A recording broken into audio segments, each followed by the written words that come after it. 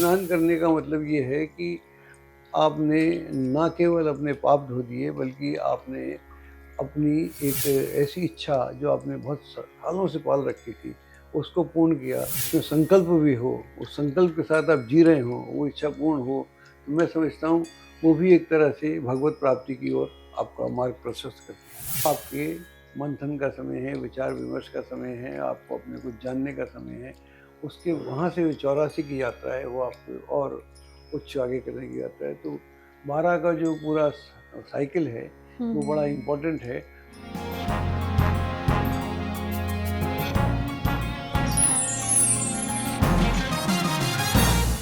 नमस्कार। ABC channel के अजय भाभी पॉडकास्ट में मैं कविता चैतन्य आपका स्वागत करती हूँ।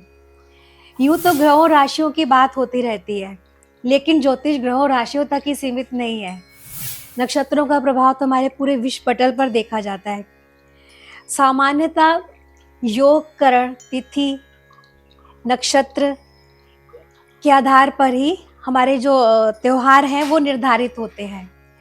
और जब आकाश में ये नक्षत्र और ग्रह विशेष संयोग बनाते हैं तो ये त्योहार सामान्य ना होकर ऐतिहासिक हो जाते हैं।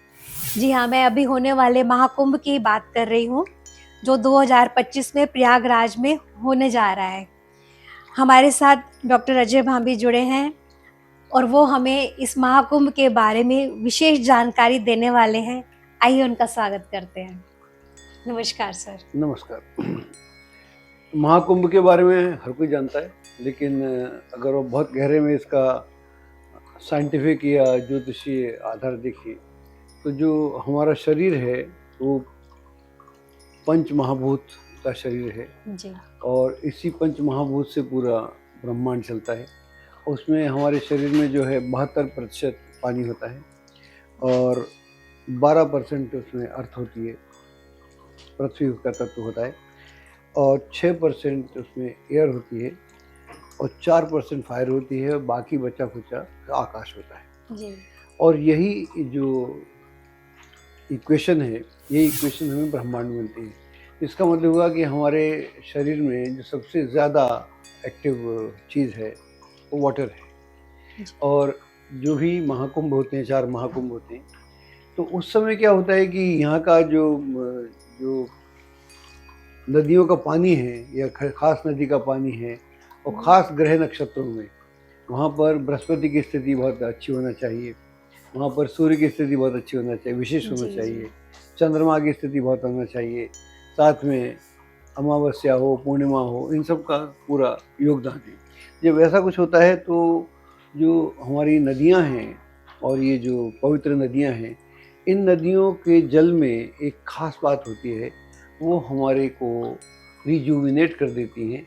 और चूँकि ये एक लंबे समय के बाद होते हैं, जी। 12 साल के बाद हर जगह होते हैं, तो इसका विशेष महत्व हो जाता है। तो इसका जो सबसे पहला महत्व है, ये इसको बोलते हैं हम कि आध्यात्मिक महत्व है। जो योगिक हमारी परंपरा है, जो हज़ारों सालों से है, तो योगी जो है इंतज़ार करता है। जी। हिमालय की कंदराओं में योगी बैठा हुआ इंतज़ार करता है कि अब ये प्रयागराज का कुंभ आएगा, सिंहस्थ आएगा या नासिक का कुंभ आएगा, तो मेरे को उसके लिए जाना है। तो उसका इंतज़ार इतना लंबा है, 12 साल तक वेट कर रहा है। और सर, ये जो कुंभ होते हैं इनका आधार क्या है?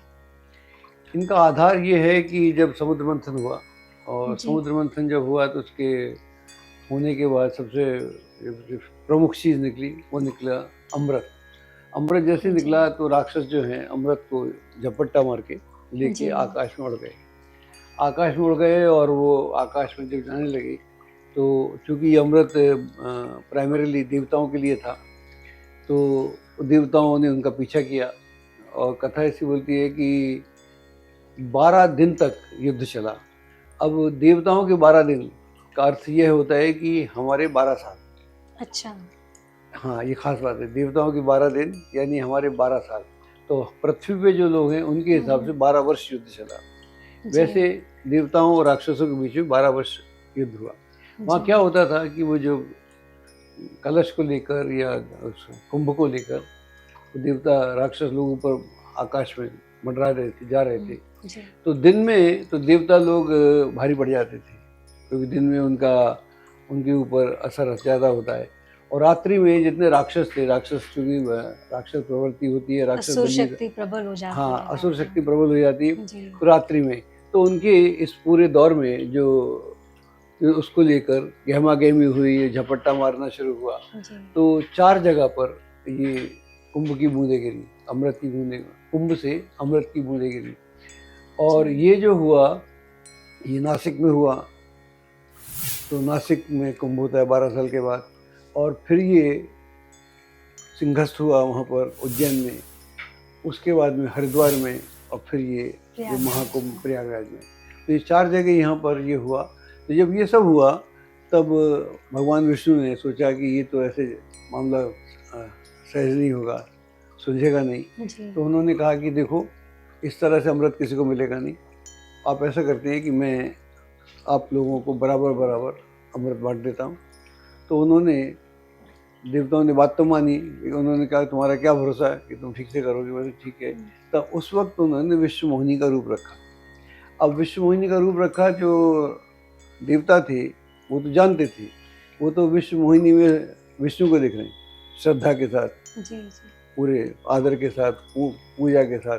लेकिन जो राक्षस प्रवृत्ति है वो स्त्री को दिख रहा है, और ऐसी स्त्री ना पहले कभी हुई ना कभी होगी। विश्व मोहिनी उसका नाम ही है। तो ऐसी मोहिनी को देखकर सारे जितने राक्षस थे, और उनकी बुद्धि वैसी होती है, तो वो सब, जो कि राक्षस क्या है वो उसमें दिख रहा है कि अभी तत्काल मुझे क्या लाभ मिल रहा है। बिल्कुल। राक्षस प्रवृत्ति जो जी। होती जी। है वो इस क्षण में क्या लाभ हो रहा है उसके लिए काम करता है। इसलिए जितनी चोरी चकारी होती है ये राक्षस प्रवृत्ति है। तो जो रेप होता है या जो भी कुछ होता है वो प्रवृत्ति वही है, इस क्षण में क्या लाभ हो रहा है, बाद में जो होगा सो होगा। और देवता मन वो होता है जो भविष्य की भी चिंता करता है, आज तो जो लाभ होगा होगा, जी। ये जो भविष्य में क्या लाभ होगा। तो दोनों वो कहते हैं कि तो ऋषि मोहिनी का रूप रखते हैं, और देवताओं और राक्षस को एक एक पंगत में बैठा देते हैं कि आप बैठ जाओ, और उनको बोलते हैं कि चलो मैं आपको ये अमृत पिलाती हूँ। और जी। दूसरे एक और घड़े में बोलते हैं कि उसमें मदिरा थी, वो राक्षसों सुरा को सुरा पिलाई थी। होगी। तो इतना वो तो राक्षस लोग तो इतने मस्त हो गए थे और हिप्नोटाइज हो गए थे, उनको पता ही नहीं चल रहा था। तो वो उसमें से अमृत तो देवताओं को मिल रहा था, जी। और राक्षसों को ये आपका दारू मिल रही थी। तो वो दारू पी के मस्त हो रहे थे। उसमें एक स्वरभानु नामी का राक्षस था जो भेष बदलना चाहता था। तो वो राक्षसों की पंगत छोड़ के देवताओं की पंगत में सूर्य और चंद्रमा के मध्य बैठ जाता है। और जो बैठ जाता है तो जल्दबाजी में कहें या भगवान विष्णु चाहते थे तो उसको अमृत दे देते हैं, वो पी लेता है। अमृत पी लेता है तो कथा ऐसे बोलती है कि मैं राहु केतु के रूप में बना। जी। उसका जो सर था वो राहु बना, और जो धड़ था उसका वो केतु बना। तो वहाँ से राहु केतु का ग्रह के रूप में आकाश में या हमारे सिस्टम में, ज्योतिष के सिस्टम में अस्तित्व में आए। तो इस तरह से ये कथा चलती है। सर, ये तो आपने बताया कि जो कुंभ लगते हैं इसका क्या कारण है, धार्मिक जो कारण क्या है। अब ज्योतिषीय कारण क्या है, मतलब कैसे निर्धारित किए जाते हैं जो 4 जगह कुंभ होते हैं, ये कुंभ और महाकुंभ? देखिए, ये जो कुंभ है इसका संबंध कुंभ में बृहस्पति से भी है। कुंभ में बृहस्पति, क्योंकि जो मेन कुंभ है वो कुंभ में जब बृहस्पति होना चाहिए, कुंभ राशि में। तो बृहस्पति कुछ राशियों में आकर विशेष हो जाता है। जैसे कुंभ में तो बोलते हैं अगर कुंभ राशि में बृहस्पति हो तो वो उच्च के बृहस्पति के समान अपना फल देता है। अच्छा। कुंभ राशि में वो काफ़ी एक्टिव हो जाता है। और इसके बाद में तो जो हरिद्वार में कुंभ होता है प्रिसाइजली, वहाँ पर जब बृहस्पति कुंभ राशि में होता है उसको मनाया जाता है। लेकिन अकेले बृहस्पति से बात नहीं बनती, साथ में सूर्य की स्थिति बड़ी अच्छी होनी चाहिए, साथ में चंद्रमा की स्थिति बड़ी अच्छी होनी चाहिए। तो आकाश में ये जो 3 ग्रह हैं ये बड़े महत्वपूर्ण हैं, और इन्हीं तीनों के आधार पर ही होता है। और फिर वो जो महीना है, महीना कौन सा है, उस महीना भी बड़ा इम्पोर्टेंट है, किस मंथ में हो रहे हैं, तो तिथि बड़ी इम्पोर्टेंट होना चाहिए। तो ये सारी चीज़ें जब मिल जाती हैं, और ये सारी चीज़ें रोज़ नहीं मिलती, क्योंकि सिंहस्थ में कुंभ का मेला लगता है तो उसको सिंहस्थ बोलते हैं। होता कुंभ का मेला है, ये उज्जैन में लगता है खासतौर से। तो उज्जैन में लगता है तो वहाँ पर सूर्य जो है सिंहस्थ में होता है, सिंह राशि में होता है। और नासिक में भी जब कुंभस्थ होता है तो वहाँ पर भी बृहस्पति की कंडीशन है, पहले बृहस्पति की कंडीशन बहुत ज़रूरी है, वो भी सिंह में होता है। तो वहाँ पर 2 स्थितियों में होता है, और जब जी। ये कुंभ होता है यहाँ वाला, तब बृहस्पति वृष में होता है, वृष राशि में, और साथ में हमको खुद सूर्य की स्थिति और चंद्रमा की स्थिति भी देखना पड़ती है, जी, तिथि कौन जी। सी है। इस सब के होने के बाद ही कुंभ की हम कल्पना कर सकते हैं, क्योंकि बृहस्पति उस राशि में 12 वर्ष के बाद आता है, जी। इसलिए 12 वर्ष का ये होता है। और दूसरा, जो युद्ध हुआ था वो 12 दिन का हुआ था, और उनके 12 दिन हमारे 12 वर्ष, जी। तो उन दिनों में जहाँ जहाँ हुआ तो उसको इसलिए हम 12-12 वर्षों, क्योंकि वहाँ जहाँ गिरा वो 12 वर्ष के बाद होता है। जी। सर, इसका तो बहुत ही महत्व है, जैसे कि जो साधु संत हैं वर्ष पर्यंत नजर ही नहीं आते हैं, वो गुप्त रहते हैं और वो बेसब्री से इंतजार करते हैं शायद वहीं कुंभ के मेले का, और कहाँ-कहाँ से लोग निकल के आते हैं। यहाँ अखाड़ों का भी जिक्र होता है कि शाही स्नान होते हैं। तो ये जो अखाड़े होते हैं इनका क्या मतलब कि महत्व है? अखाड़े जो हैं, अखाड़े अलग-अलग तरह से हैं। कुछ अखाड़े जो हैं वो शिव को समर्पित हैं, जी। शिव परंपरा को चलते हैं, और कुछ अखाड़े जो हैं वो विष्णु परंपरा से चलते हैं। तो इन दोनों के अलग-अलग अखाड़े हैं, 12-13 अखाड़े हैं, उनका अपना है। तो वहाँ पर ये योगी होते हैं, अखाड़ा में बेसिकली साधु संत या योगी होते हैं।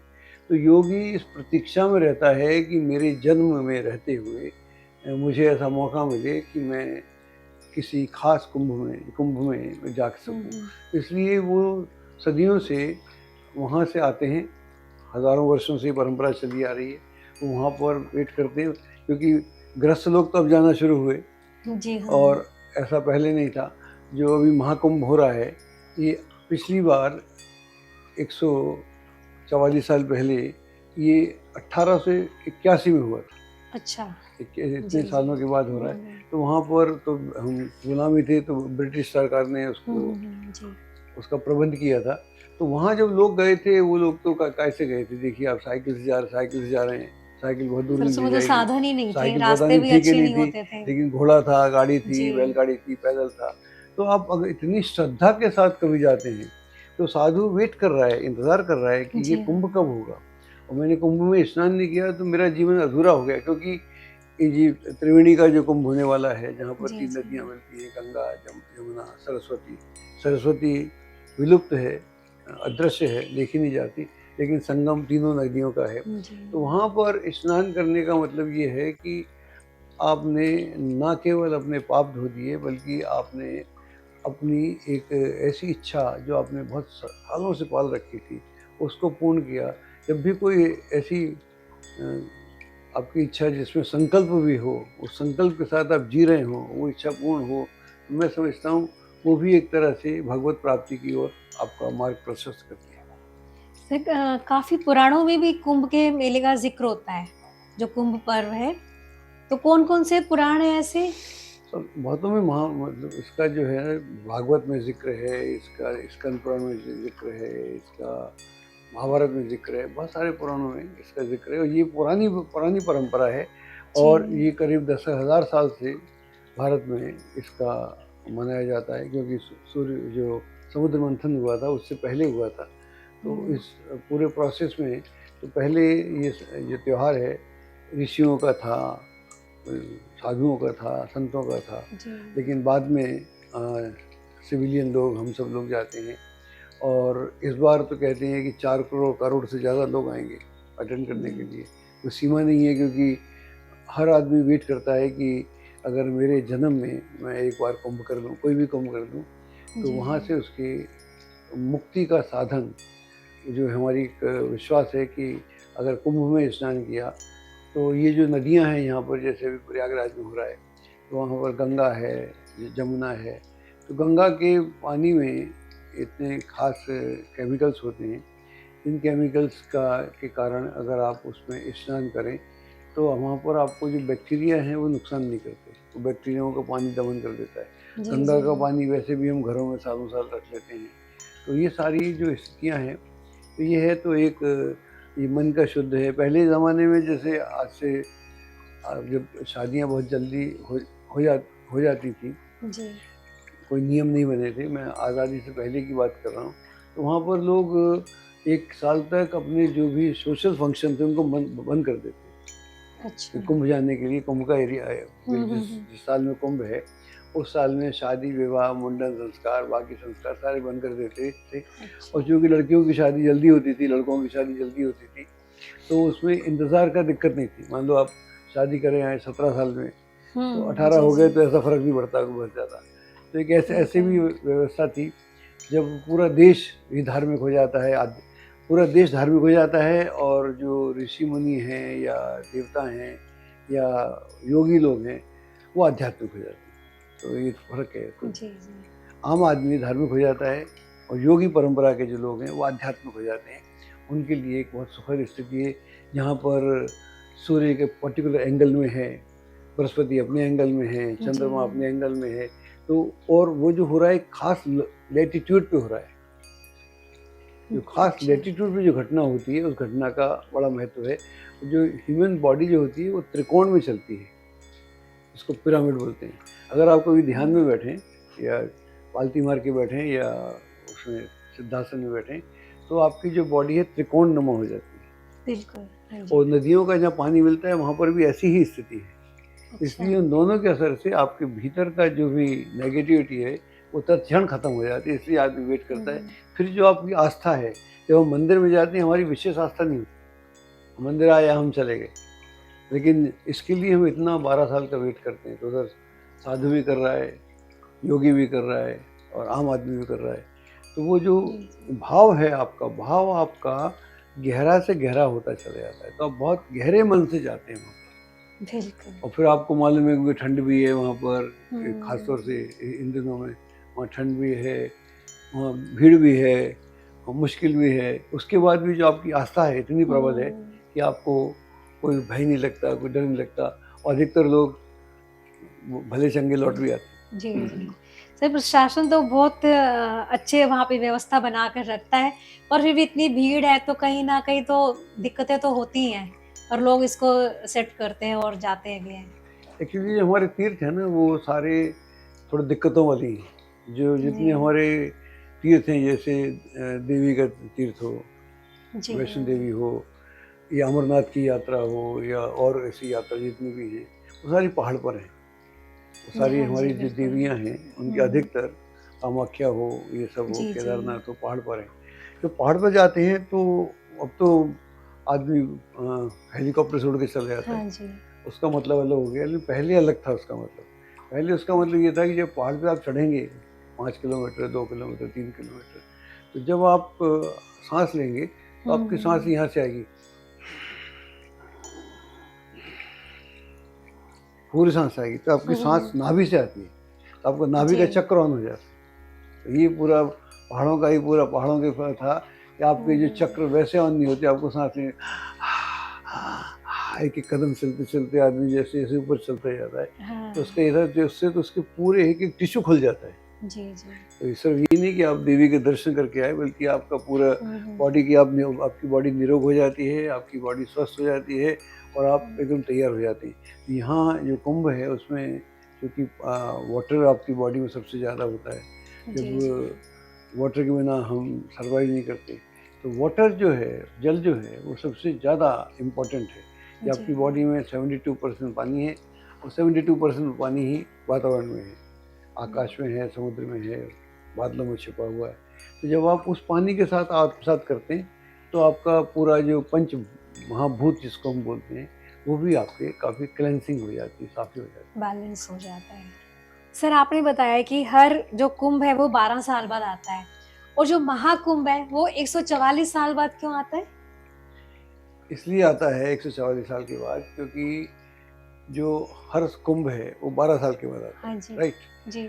और ये कुंभ जो है जो 144 साल के बाद आता है, तो इसका 12 से गुणा कर दो, बारम्बार 12 चवाल से, मल्टीप्लाई 12 144 हो 144 गया। से। तो जी। ये 12वीं बार रिपीट हो रहा है उसी अच्छा। जगह पर, उसी जगह पर, यानी हुँ। प्रयागराज में, और कहीं नहीं होता। उसी जगह पर ये 12वीं बार रिपीट हो रहा है। तभी आपने बोला हाँ, 1881 में जो हुआ अठारह था। सौ इक्यासी में हुआ, अच्छा। तो 12वीं बार जी, जी। रिपीट हो रहा है, और 12 साल का इसका पूरा प्रोसेस है। देवताओं और राक्षसों में ये युद्ध हुआ तो 12 दिन हुआ था। जैसे आप बोलते नहीं है कि अभी देवता, ये अभी जब भी 14-15 जनवरी आएगी, उत्तरायण होगा जी तो ये देवताओं का दिन शुरू हो जाएगा अगले 6 महीने के लिए, राइट। जी जी और उसके बाद में जब अगस्त आता है दक्षिणायन हो जाएगा। तो वहाँ पर देवताओं की रात्रि शुरू हो जाती है। जी तो इस तरह से एक जो साल हमारा है वो देवताओं का एक दिन और रात के बराबर होता है। तो इसलिए हम कह रहे हैं कि युद्ध 12 वर्ष चला था। तो 12 जी वर्ष हमारे 12 साल के बराबर है। और 12 इसलिए हम उनको 12 वर्ष में हर जगह मनाते हैं। और ये चूँकि 12वीं बार मनाया जा रहा है उसी स्थान अच्छा पर। तो चूँकि 12 का जो है 12 का संबंध जुपिटर से है। हम्म 12 जुपिटर अपनी यात्रा, बृहस्पति अपनी यात्रा जो है आकाश में 12 वर्ष में पूर्ण करता है। और 12 का जो नंबर है, 12 नंबर, वो आपके जीवन में बड़ा इम्पोर्टेंट होता है। आम आदमी की ज़िंदगी में भी अगर आप गणना करके देखेंगे तो पहले 12 साल जो होते हैं उसमें बच्चा आज पैदा हुआ है, 12 साल तक जी आप तैयार भी नहीं हो पाते या बहुत मुश्किल से तैयार हो पाते जी हैं। तो 12 से 24 जो आपके होते हैं दूसरे, तो वहाँ आप जवान हो जाते हैं। लड़की है तो जी शादी जी के योग्य हो जाती है, लड़का भी शादी के योग्य हो जाता है, उसकी कार्यप्रणाली ठीक होना शुरू हो जाती है। तो 12 का बिल्कुल जीवन में बड़ा महत्व है। तो जो तीसरा 12 होता है उसमें 36 आता है, जी उसमें 36 आएगा। तो हम्म, वहाँ पर आप सेटल हो जाते हैं बढ़िया से, आपकी शादी हुई चुकी होती है, उधर हम्म, आपके बच्चों की यात्रा शुरू हो जाती है। उसके बाद में जो वहाँ से 36 से 48 का आता है तो वहाँ पर आप मैच्योरिटी की तरफ जाते हैं। वहाँ आपकी ज़िंदगी बहुत शांत हो गई होती है। मतलब जो शांत से मेरा मतलब ये है कि झगड़ा झांसा खत्म हो जाता है। Now you are more or less settled in your career whatever जी यू डूइंग। उसके बाद जो होता है 60 तक फिर आप एकदम क्लीन हो जाते हैं, रिलैक्स हो जाते हैं। हम्म, तो आपने जो आपकी जो मेन उपलब्धियां हैं वो आपने प्राप्त कर ली होती हैं। उसके बाद जो 60 से 72 तक का समय है जी वो आपके मंथन का समय है, विचार विमर्श का समय है, आपको अपने कुछ जानने का समय है। उसके वहाँ से 84 की यात्रा है वो आपको और उच्च आगे करने की यात्रा है। तो 12 का जो पूरा साइकिल है वो बड़ा हम्म, इम्पोर्टेंट है। और इसका संबंध प्रमुख था बृहस्पति से। तो बृहस्पति आपकी ज़िंदगी को 12 वर्ष में अवश्य बदलाव लाता है। क्योंकि उनका साइकिल, बृहस्पति का तो साइकिल उसका भी 12 साइकिल है, वर्ष का तो वो है। साइकिल है, वो साइकिल आपकी ज़िंदगी में रिपीट होता है। वही साइकिल यहाँ रिपीट होता है।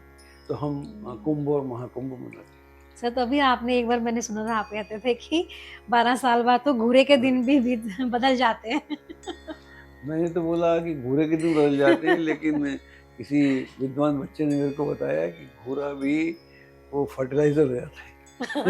जी गाँव में अगर घूरा पड़ा रहे तो फर्टिलाइज़ हो जाता है, तो उसके जी दिन जी बदल जी गए। तो मतलब कहने का ये हुआ कि हमारा 12 वर्ष का साइकिल है, बड़ा इम्पोर्टेंट साइकिल है और ये हर आदमी की ज़िंदगी में रिपीट होता है। इसलिए जो कुंभ और महाकुंभ होते हैं इनका बड़ा महत्व होता है।